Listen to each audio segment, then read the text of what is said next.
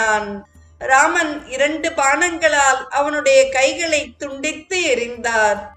அப்போதும் அவன் பயங்கரமாக கர்ஜித்துக் கொண்டு முன்னேறினான். மீண்டும் 2 பாணங்களால் அவன் கால்களை துண்டித்தார் ரகுநந்தனன். குகையை போன்று வாயை திறந்து கொண்டு உருண்டு வந்தான் கும்பகர்ணன். ஏக காலத்தில் ராமன் 2 பாணங்களை பிரயோகித்து ஒன்றால் அவன் தலையை துண்டித்தும் மற்றொன்றால் அவன் மார்பை பிளந்தும் உயிரை கவர்ந்தார். கும்பகர்ணனுடைய பராக்கிரமத்தில் மிகுந்த துணிவுடன் அவன் பின்னால் வந்த அரக்க வீரர்கள் நடுக்களத்தில் சிக்கிக் கொண்டு விட்டார்கள். கும்பகர்ணன் இறந்ததும் அவர்கள் திரும்பி இலங்கைக்கு ஓடி வர முடியவில்லை.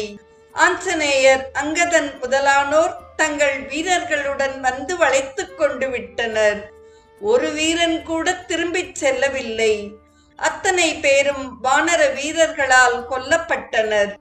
கும்பகர்ணனுடைய மரணத்தை கேட்டதும் ராவணன் இடிந்து போய் உட்கார்ந்து விட்டான். இந்திரஜித் அவனை தேற்றினான். அப்பா, தாங்கள் ஏன் கவலைப்பட வேண்டும்? இன்னமும் நம்மிடம் ஆட்கள் இருக்கின்றனர். நான் இப்போதே புறப்பட்டு சென்று அந்த கூட்டத்தை பொசுக்கிவிட்டு வருகிறேன் என்று ஆறுதல் வார்த்தைகளை கூறி ரதத்தில் ஏறி புறப்பட்டான்.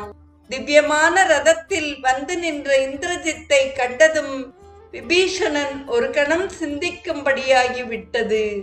இந்திரஜித்தின் முகத்திலே கோபக்கணல் வீசியதோடு அவன் ஏதோ ஒரு முடிவுடன் வந்திருக்கிறான் என்று எண்ணச் செய்தது.